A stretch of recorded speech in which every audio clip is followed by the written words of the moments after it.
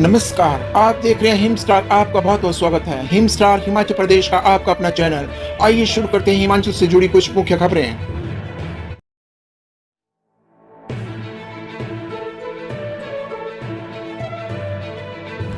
CM Sukhu के दिल्ली से लौटते ही हो सकता है बड़ा प्रशासनिक फेरबदल, डीसी एसपी के हो सकते हैं तबादले। मुख्यमंत्री सुखविंदर सिंह सुक्खू के दिल्ली से लौटते ही हिमाचल प्रदेश में बड़ा प्रशासनिक फेरबदल हो सकता है। मुख्यमंत्री ने कई जिलों के उपायुक्तों और पुलिस अधीक्षकों की नियुक्ति पर वरिष्ठ अधिकारियों से चर्चा कर ली है। जल्द ही कई डीसी और एसपी के तबादले हो सकते हैं। कई विभागाध्यक्षों को भी बदला जा सकता है। मुख्यमंत्री ने शनिवार देर रात तक राज्य सचिवालय में इस संबंध में विस्तार से चर्चा की है। चर्चा के बाद जिला शिमला और कुल्लू के पुलिस अधीक्षकों का तबादला हो गया है। अब अन्य जिलों पर भी विचार विमर्श हो रहा है। पिछली सरकार के कार्यकाल में महत्वपूर्ण जिम्मेदारियों से दूर रखे गए कई आईएएस और आईपीएस अधिकारी मुख्यमंत्री से नजदीकी बनाए हुए हैं। कई अधिकारी डीसी और एसपी के रूप में अपनी नियुक्तियां चाह रहे हैं या फिर महत्वपूर्ण विभागों के निदेशक, निगमों, बोर्डों के प्रबंध निदेशक या अन्य पदों पर नियुक्त होना चाह रहे हैं। इनमें से कई अधिकारी तो मंत्रियों और विधायकों से भी अपनी पैरवी करवा रहे हैं। ऐसे अधिकारी चरम सरकार में अपनी अनदेखी का तर्क दे रहे हैं। कई अधिकारी तो खुद को सरकार के विचार से जुड़ा होने तक की बात कर रहे हैं। मुख्यमंत्री कार्यालय इस संबंध में गंभीरता से मंत्रणा कर रहा है। माना जा रहा है कि मुख्यमंत्री नई दिल्ली से लौटते ही संबंध में वरिष्ठ अधिकारियों की और बैठक लेंगे। उसमें वह डीसी और एसपी की नियुक्तियों और तबादलों पर फैसला ले सकते हैं। हालांकि मुख्यमंत्री सुक्खू अधिकारियों के एकदम तबादले करने के ट्रेंड को न अपनाने की बात कर चुके हैं।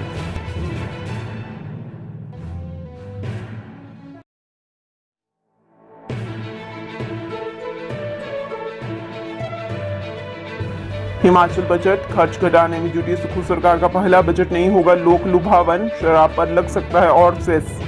सुक्खू सरकार के पहले बजट में कई नए सेस और कर शामिल हो सकते हैं। मुख्यमंत्री पिछली जयराम सरकार पर कर्ज में डुबोने का आरोप लगा बड़े फैसले लेने की बात कर चुके हैं। वहीं चुनावी साल न होने के कारण बजट के लोक लुभावन होने का आसार भी कम बने हुए हैं।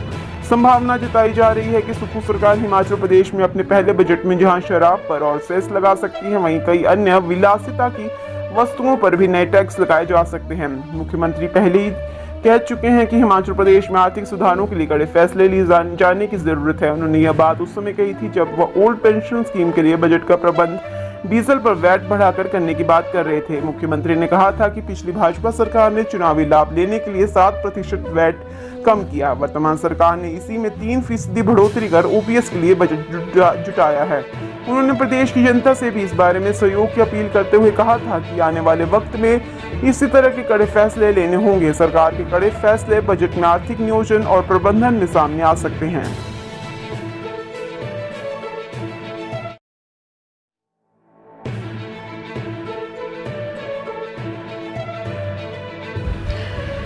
सीएम सुक्खू ने राष्ट्रपति और उपराष्ट्रपति से की मुलाकात, कल पीएम मोदी से मिलेंगे। मुख्यमंत्री सुखविंदर सिंह सुक्खू ने सोमवार को राष्ट्रपति द्रौपदी मुर्मू और उपराष्ट्रपति जगदीप धनखड़ से दिल्ली में मुलाकात की। सीएम मंगलवार को प्रधानमंत्री नरेंद्र मोदी से मुलाकात करेंगे। मुख्यमंत्री बनने के बाद उनकी प्रधानमंत्री से पहली शिष्टाचार भेंट होगी। मुख्यमंत्री एक बार पहले भी नई दिल्ली में पीएम मोदी से शिष्टाचार भेंट करने गए थे। भारत जोड़ो यात्रा में शामिल होने के बाद वह दिल्ली पहुंचे थे, मगर कोविड पॉजिटिव पाए गए थे। उसके बाद उनका प्रधानमंत्री से मिलने का कार्यक्रम टल गया। अब स्वस्थ होने के बाद प्रधानमंत्री कार्यालय में उन्हें दोबारा से समय मिला है। सुक्खू 24 जनवरी को दिल्ली से हमीरपुर लौटेंगे। इसके बाद वह 25 जनवरी को वहां पूर्ण राज्यत्व दिवस कार्यक्रम में शामिल होने के बाद ही शिमला आएंगे।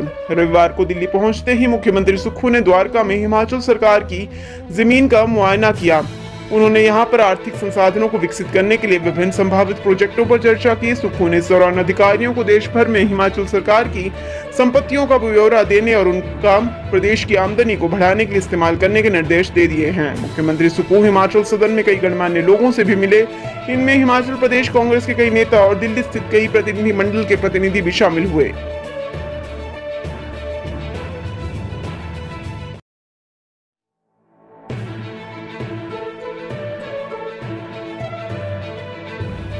हिमाचल में सरकार की योजनाओं का नाम बदलना ठीक नहीं, जयराम। नेता प्रतिपक्ष जयराम ठाकुर ने आज शिमला विधानसभा में नेता प्रतिपक्ष कार्यालय में अपना कार्यभार संभाला। उनके साथ भाजपा प्रदेश अध्यक्ष एवं सांसद सुरेश कश्यप विशेष रूप से उपस्थित रहे। भाजपा पदाधिकारियों एवं भाजपा नेताओं ने उनको इस अवसर पर शुभकामनाएं दी। इस अवसर पर नेता प्रतिपक्ष जयराम ठाकुर ने कहा, अगर कांग्रेस सरकार जनहित में निर्णय नहीं लेगी तो हम पूरी ताकत के साथ निर्णय का विरोध करेंगे। प्रदेश के विकास के साथ कोई समझौता नहीं किया जाएगा। कांग्रेस सरकार की शुरुआत अच्छी नहीं रही, ऐसी हम अपेक्षा नहीं थी। जिस प्रकार मुख्यमंत्री सुखविंदर सिंह सुक्खू के सहजता और सरलता के बारे में चर्चा होती थी, पर जो काम उनकी सरकार ने किए वो उनके व्यवहार से विपरीत है।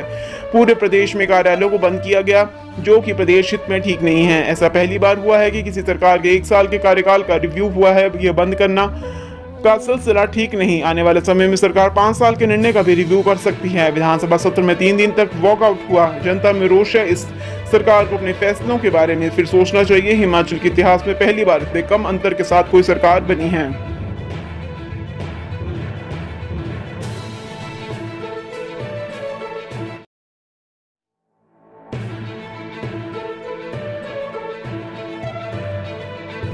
पराक्रम दिवस डलहौजी में 7 माह बिताए थे नेताजी ने, पर्यटन स्थल से रहा है गहरा नाता।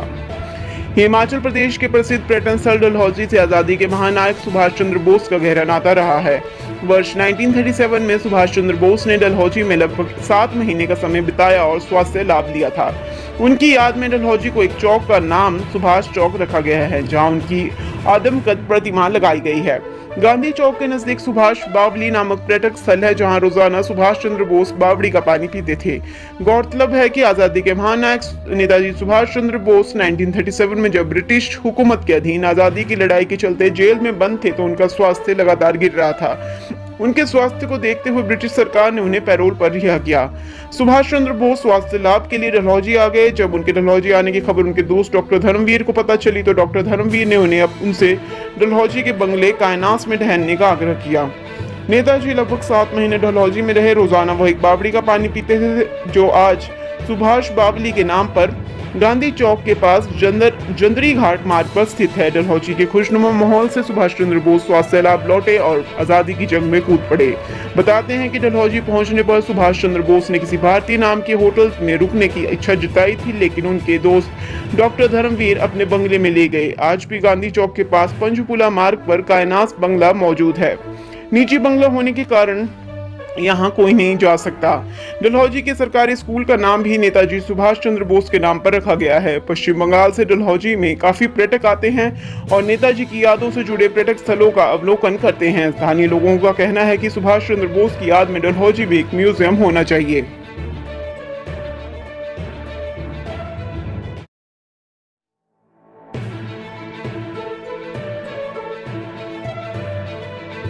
मानव भारती फर्जी डिग्री मामला, एमपीयू ने फर्जी डिग्रियां ही नहीं बेची, रिकॉर्ड से भी की छेड़छाड़। मानव भारती विश्वविद्यालय फर्जी डिग्री मामले में छात्रों के रिकॉर्ड के साथ भी छेड़छाड़ की गई है। छात्रों के रोल नंबर तक बदले गए हैं। विश्वविद्यालय की ओर से विनियामक आयोग को छात्रों का गलत रिकॉर्ड दिया गया है। जब भी विनियामक आयोग की टीम विश्वविद्यालय में निरीक्षण करने आती थी, उन्हें गलत आंकड़े बताए जाते थे। हाईकोर्ट द्वारा गठित जांच कमेटी की रिपोर्ट में यह खुलासा हुआ है। विश्वविद्यालय और विनियामक आयोग का रिकॉर्ड आपस में मेल नहीं खा रहा। पुलिस एसआईटी अंतिम चार्जशीट तैयार कर रही है। हालांकि चार्जशीट को पहले तैयार कर लिया गया था, लेकिन इसमें अभियोजन विभाग से कुछ एक आपत्तियां जताई थी। ऐसे में यह चार्जशीट वापस एसआईटी को भेजी गई थी। अब इसमें कई तथ्य शामिल किए जा रहे हैं। फरवरी में इसे हाईकोर्ट में प्रवेश किया जाना है। सूत्र बताते हैं कि मानव भारती को जिस कोर्ट की 50 सीटें दी गई थी, वहां 75 छात्रों को प्रवेश दिया गया था।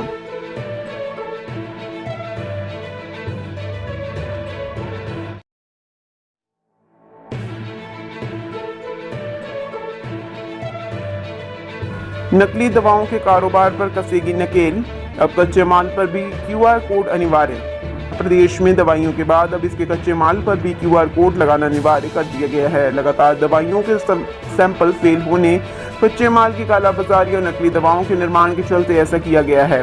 बारकोड लगने से अब कच्चे माल में कोई भी मिलावट नहीं हो पाएगी। खरीदा गया कच्चा माल असली है या नकली, क्यूआर कोड से इसकी पहचान आसानी से हो सकेगी। केंद्रीय स्वास्थ्य मंत्रालय ने देश में तैयार होने वाले कच्चे माल की निगरानी के लिए दवाओं के कच्चे माल पर बारकोड अनिवार्य कर दिया है। दवा निर्माता कच्चे माल को थोक में खरीदते हैं। अगर इसमें गुणवत्ता नहीं हो तो उत्पाद को प्रभावित करती है। बार कोडिंग नियम लागू होने के बाद अब नकली दवाओं की बिक्री पर भी काफी कमी आएगी। हिमाचल प्रदेश में 550 फार्मा कंपनी हैं। इनमें Cipla, doctor Reddy, Sun pharma, Medipol pharma, Nutan pharma, Park pharma, Torrent, डेगॉन, इंडोको, डिजिटल फार्मा आदि प्रमुख हैं। प्रदेश में प्रतिवर्ष 25 से 30 हजार करोड़ का दवा उत्पादन होता है। दवा निर्माता कच्चे माल के लिए चीन पर निर्भर है। चीन से थोक विक्रेता कच्चा माल जमा कर लेते हैं, जो अपने हिसाब से दवा विक्रेता तक कच्चा माल पहुंचाते हैं, लेकिन बारकोड न होने से कई बार कच्चे माल में मिलावट होने का खतरा बना रहता है।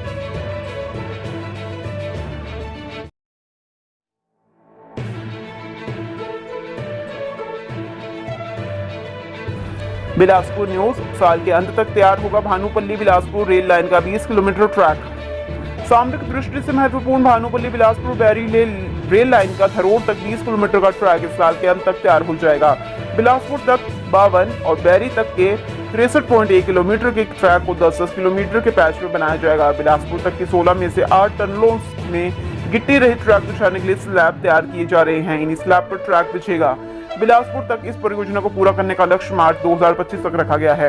रेलवे बोर्ड के संयुक्त महाप्रबंधक अनमोल नागपाल ने बताया कि परियोजना में 1 से 7 नंबर टनल और 16 नंबर टनल के दोनों छोर मिल गए हैं। अब इन टनलों में गिट्टी रहित ट्रैक बिछा रहे हैं। इसके अलावा टनल नंबर 8 से लेकर 15 तक के दोनों छोर को मिलाने का कार्य जारी है। 9 नंबर टनल को छोड़कर इसमें से बाकी सभी टनलों की लंबाई 1 से 3 किलोमीटर के बीच है। 9 नंबर टनल 1 से 1.5 माह में ब्रेक थ्रू हो जाएगी। इसके चलते दोनों छोर मिलाने में करीब 1 साल लगेगा। रेल विकास निगम पहले भानुपल्ली से थरोड़ तक पुलों और टनलों की फिनिशिंग करने के बाद इस चरण में ट्रैक बिछाने का कार्य करेगा। साल के अंत तक 20 किलोमीटर में ट्रैक बिछा दिया जाएगा। इसके बाद थरोड़ से पहाड़पुर तक पुलों और टनलों का कार्य पूरा होने के बाद यहाँ ट्रैक बिछाने का कार्य शुरू होगा। इस ट्रैक पर ट्रेन की रफ्तार 100 किलोमीटर प्रति घंटा होगी। बिलासपुर न्यूज, साल के अंत तक तैयार होगा भानुपल्ली बिलासपुर रेल लाइन का 20 किलोमीटर ट्रैक।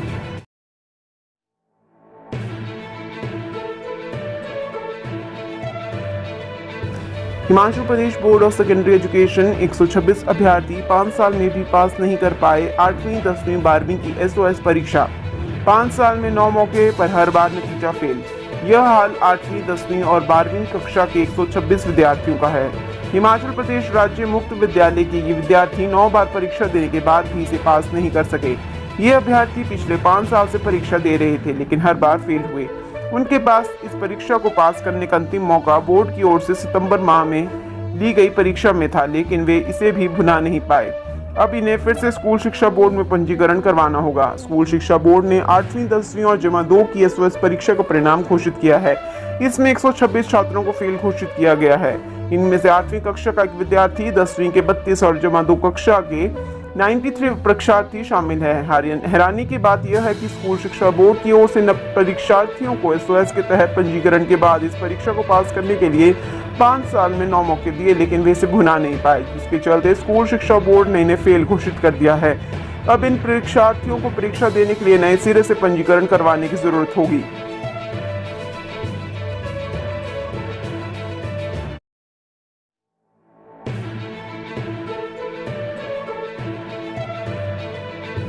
मौसम चक्र प्रभावित, असमय बर्फबारी से नहीं बढ़ रहा हिमालय के ग्लेशियरों का आकार। हिमालय क्षेत्र में मौसम चक्र लगातार बदलता रहा है। नवंबर और दिसंबर में बर्फ से लकतक रहने वाले पहाड़ों में जनवरी और फरवरी में बर्फबारी हो रही है। समय पर बर्फबारी न होने का असर हिमालय रेंज में करीब 9,500 छोटे बड़े ग्लेशियरों पर पड़ रहा है। असमय बर्फबारी के चलते ग्लेशियरों का आकार भी नहीं बन रहा है, उनके पिघलने की रफ्तार भी बढ़ रही है। ऐसे में ग्लेशियर व पर्यावरण वैज्ञानिक चिंतित हैं। विशेषज्ञों का कहना है कि ग्लेशियरों पर दिसंबर तक बर्फ की एक मोटी परत जमना जरूरी है, जो उन्हें मजबूती देती है। पिछले कुछ वर्षों से बर्फबारी दिसंबर के बजाय जनवरी और फरवरी में हो रही है। यही कारण है कि ग्लेशियर लगातार पिघलकर सिकुड़ने लगे हैं, साथ ही पेयजल स्रोत भी सूखने लगे हैं। गोविंद वल्लभ पंत राष्ट्रीय हिमालयी पर्यावरण एवं सतत विकास संस्थान अल्मोड़ा के वरिष्ठ वैज्ञानिक डॉक्टर JC कुनियाल ने कहा कि कुछ वर्षों से हिमालय क्षेत्रों में असमय बर्फबारी हो रही है। नवंबर व दिसंबर तक होने वाली बर्फबारी ग्लेशियर के लिए सबसे टिकाऊ परत मानी जाती है। दिसंबर सबसे ठंडा होता है और इस दौरान की बर्फ जल्दी नहीं पिघलती। दिसंबर की बर्फबारी ग्लेशियरों को मजबूत रखती है।